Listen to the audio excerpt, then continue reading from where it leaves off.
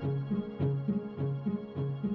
the News and Observer, I'm Lars Dolder, your host for this episode of Under the Dome for the week of Monday, April 10th, 2023.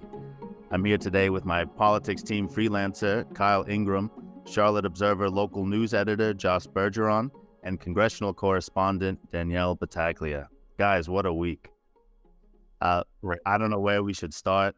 Obviously, the big news for the podcast is going to be Tricia Cotham's defection, I think it's fair to say, from the Democratic Party, joining the GOP.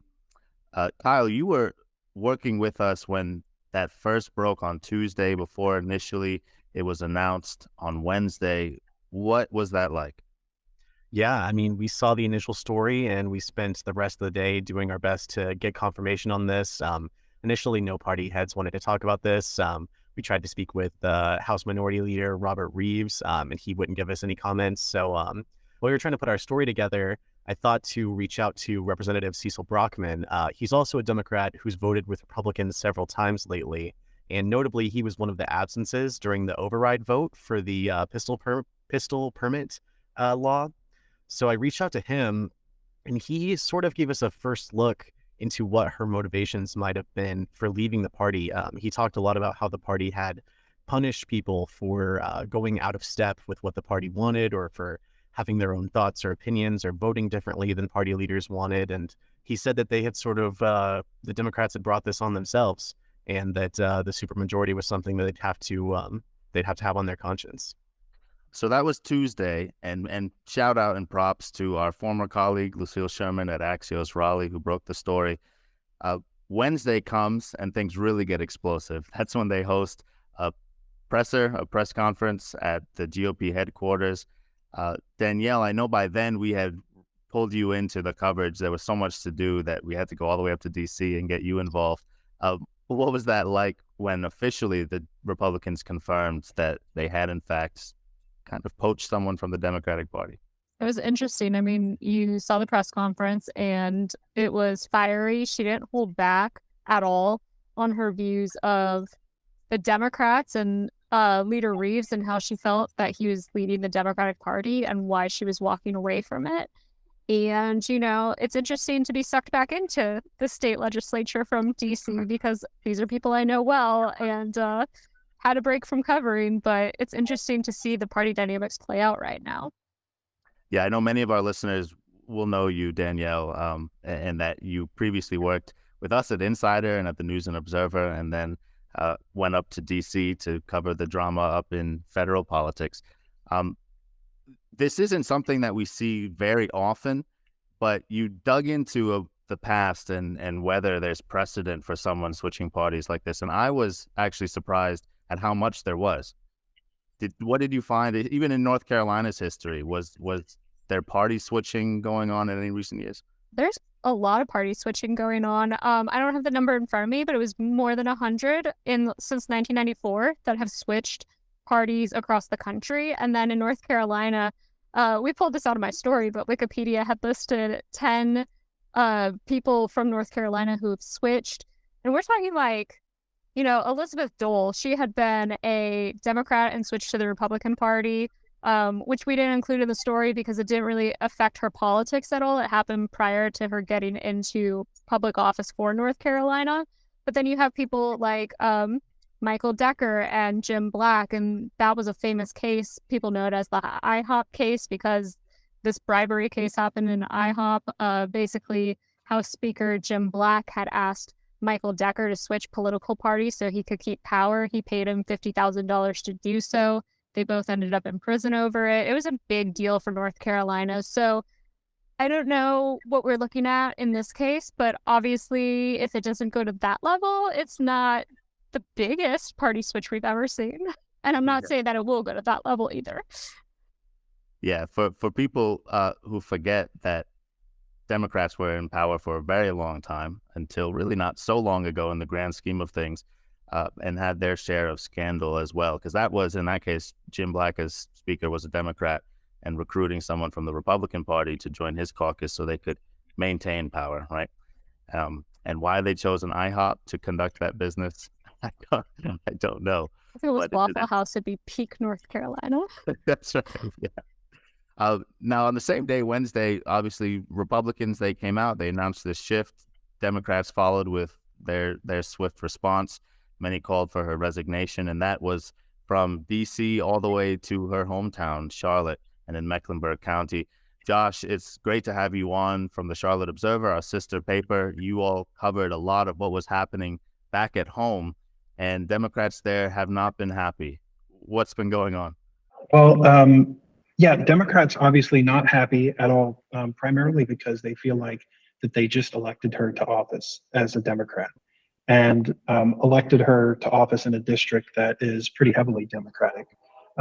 She won with 60% of the vote, which in North Carolina is close, but certainly a district that is comfortably Democratic. And so they felt like they had some pretty strong words. They felt like they had elected a traitor. They felt like they wanted their money back. They really felt betrayed. And so yeah, Democrats really universally in Charlotte feel like they just have elected someone, and now that someone has betrayed them. It was interesting that Danielle mentioned Jim Black because as she was saying that, Jim Black was the person that Tricia Cotham replaced in the legislature. Now, there are obvious differences between Jim Black's situation and Tricia Cotham's situation, but there's at least a small thread that ties them together because you've got the case that Danielle talked about, the party switching case, and she replaced him, and in many ways still represents part of the area that he represented. The districts have changed many times, but still Eastern Mecklenburg County. And now she's in a party switching scandal of a whole different kind. Yeah. Before we go on with that, I'd like to play a clip for our listeners that demonstrates some of those incendiary remarks that you talked about coming from her hometown. Let's listen to that. To demand that she resign. Now, it isn't because of what she's saying, that she's this moderate, we don't care about. We are chock full of moderates within the Democratic Party. This is about her lies and her betrayal. Earlier this morning, Tricia said that the Democratic Party is not the Democratic Party she was elected to. Now, the Democratic Party today is the same Democratic Party it was 5 months ago when she was elected by the people of District 112. She is right that we have demanded that the Democratic Party changes from the Democratic Party it was in 2007, a party that did not center working people, black people, queer people, a party that was mushy when it came to a woman and other people who wanted to have babies' right to choose. She's right to say that it has changed. Okay, so Josh, that's in Mecklenburg County, I think uptown Charlotte, it might have been. Obviously, people resent her for what she did, and with strong language have called for her resignation. What happens moving forward? Well, she can stay in office if she wants. She could resign. It just doesn't seem very. You sort of take into account what could possibly happen, and I don't think that resignation is possibly on her list. We had a reporter here in Charlotte look into whether she could be recalled from office, but Mary Ramsey, our service journalism reporter here in Charlotte, wrote that options are pretty limited under North Carolina law. She cannot be recalled because the state doesn't have a provision in the law. Basically, she's just going to serve out her term. And in terms of donation returns, she could donate. She could return the donations. They would be counted as an expense because the campaign's already over. But the summary is that she's sort of just in office unless she decides that she doesn't want to be in office. And obviously that's pretty unlikely. Yeah. The ramifications for her switch, they could be profound. We'll talk a little bit more about that, but let's take a quick break first. And when we come back, we'll follow up on what it might mean that Cotham has switched parties and what else has happened in legislative news this week.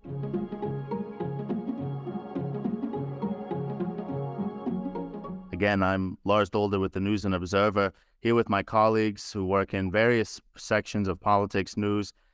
We've been talking about Tricia Cotham's defection from the Democratic Party to the Republican Party, and most of our listeners, I think, will by now understand what that really means. But tell us again, maybe Danielle, what does this mean for North Carolina politics, for the inner workings of the legislature, even just one person moving from the Democratic Party to the Republican Party? Well, it had a huge effect on North Carolina politics. We went from having, almost a supermajority to a supermajority in the House. And so right now, basically, if she switches her policy positions, she is going to pretty much change North Carolina politics because it will strip Governor Cooper of his veto power. And although, saying that we need to be careful because we don't know where her policy positions are, she was kind of refusing to answer those questions.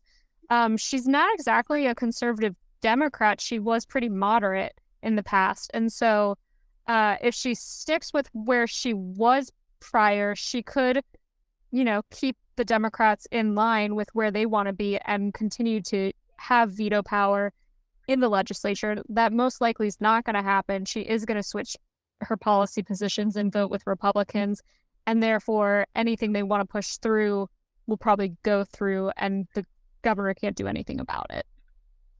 In some press conferences and interviews she's had since officially switching parties, including one notably with Fox News, she suggested that this might start a trend. Now, we don't have any basis really for knowing if that's true, but she has said it, and House Speaker Tim Moore has also said that he's been in other conversations with Democrats. Again, we can't verify, but these are noteworthy things to hear from those folks. There have already been some Democrats who are voting often across party lines. Kyle, what do you think could we see next? Who are some of the others on that line who people have suggested might move over? Well, there were rumors yesterday that Cecil Brockman might actually be the next one to defect to the Republicans, but he pretty quickly squashed that rumor, and we had a story from our own reporter, Avi Bajpai, in which he said that he is a dedicated Democrat, even if he does have criticisms of the party at the moment. But one of the other representatives is Michael Ray. He's a Democrat who has also voted with Republicans a few times lately. He was one of the 3 absences during the veto override vote. And I spoke with him today after the House session and asked him, given the news about Tricia Cotham, if he intended to stay with the Democrats. And at first he said no comment. And I pushed and he said, well, I'm with the party now, aren't I? And that was all I got. So who can be sure? That's right. Yeah. Their circumstances are pretty different, though, than Tricia Cotham's. And so none of this is meant to be speculative. They have not suggested that they're going to move. We've just seen them vote sometimes with Republicans, to which they're entitled. But it was interesting that Cotham and her aspirations and some other things sort of lend themselves better, I think, to what she did, whereas others are in districts where they might hurt their political chances if they were to actually switch parties. Josh, you know more intimately maybe than the rest of us some of her political history. People have asked us, well, was she a Republican? Is this something that was expected? The answer to the first thing is no, but what's her background out there in Mecklenburg? Yeah, she's very much, at least in the way she's voted, one thing you got to think about is 5 years, roughly the period that she was out of the legislature after she ran for Congress and did make it, was sort of a long time. 5 years is a good amount of time where your views can shift.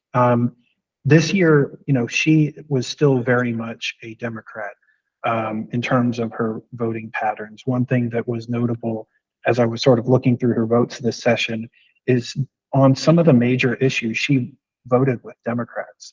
And, some of those issues are things like a bill that people talked about as being anti-critical race theory. There was another one about partisan school boards, where some local school boards were going to turn to where Republican and Democratic labels would be on the ballot. Penalties for rioting, that was another one. And then if we go back, even back to when she was previously in the legislature, she sided with Democrats on House Bill 2, an infamous bill that many listeners will know about. So she's got a history of voting with Democrats on some major issues, but particularly on issues like education charter schools, on issues like immigration. There was a House Bill, trying to think of it now, House Bill 10 that passed the House. She was one of the Democrats who voted for that, and that had some requirements related to sheriffs and immigration officials. So there are some key issues where she started to vote with Republicans. And then one big question that's emerged is her stance on abortion and how she might vote in the future on abortion. She's obviously spoke very publicly and clearly about abortion before, but then during the press conference this week, she had some language that made it sound like she would wait and see what she might do on an abortion bill. She would read the bill at the time. And so there are some areas where people can be confident that maybe she'll vote with Republicans. There are some areas where she's shown in the past she'll vote with Democrats. Will she continue to do that? And then there are some where we're not quite sure. Yeah, she heavily emphasized that part of her decision to move was because she wanted to vote with her conscience, and she felt that the North Carolina Republican Party would be more permissive of that than what she'd experienced in the Democratic Party. So we'll see whether or not that's true, if she falls along with party lines on certain votes, or if in fact we see that she still has maintained some of her policy positions that she's had over the years past. Before we get into our headliners for the week, not to be overshadowed too much by the Tricia Cotham news this week, is that the House budget passed.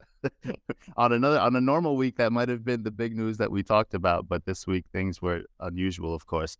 Kyle, you were there today on the House floor when it got its third reading, second vote in 2 days before they sent it to the Senate.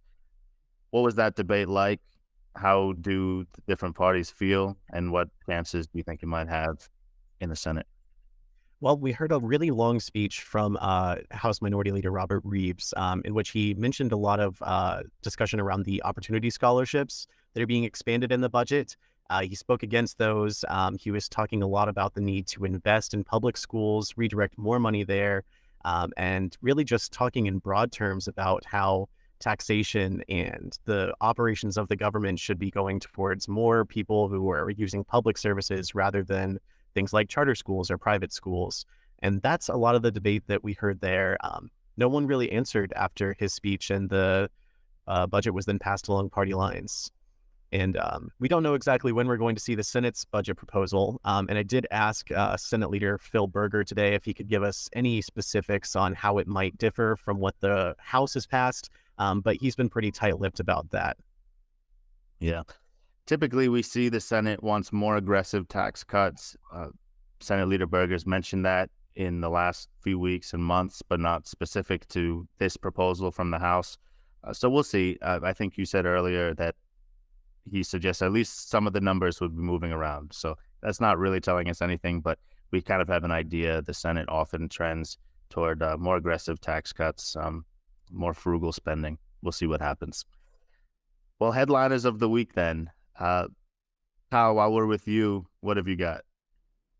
My headliner for this week is Clarence Thomas. A massive story from ProPublica just came out today, showing how for several decades, actually, Supreme Court Justice Clarence Thomas has been close friends with this billionaire who at times has taken him on a private jet, a massive yacht, on expensive vacations, most of which Thomas never reported in his financial disclosures as a member of the Supreme Court. Yeah, that must-read article for anyone who hasn't seen it already. I thought it was fascinating, the differences that justices have in their ethics policies from legislators and most lawmakers. It's much looser, actually.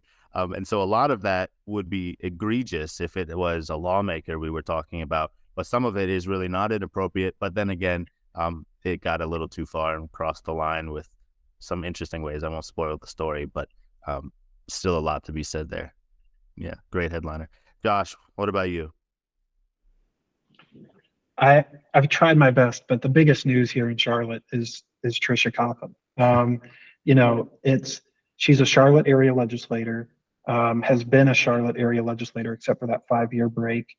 And it's really a tectonic shift in North Carolina politics. I know that the Republicans were just one vote shy of the veto-proof majority, but they're certainly feeling a little bit better about themselves now and with their chances of upholding a veto now that she's joined them. So I got to go with Tricia Cotham.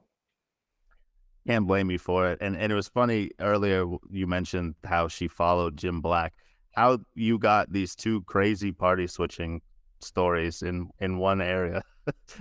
Jim Black, of course, wasn't the one who switched his party, but was infamously involved in persuading somebody else to switch theirs. So yeah, you all keep it coming with the big politics news. Yeah, something about Eastern Mecklenburg County. I don't know what it is. You'll have to figure that out. Next enterprise project. Well, I'll go next because Danielle's is the most fun, and I'll save that for last. But my headliner of the week is news released Thursday from the U.S. government acknowledging that they should have evacuated Afghanistan earlier.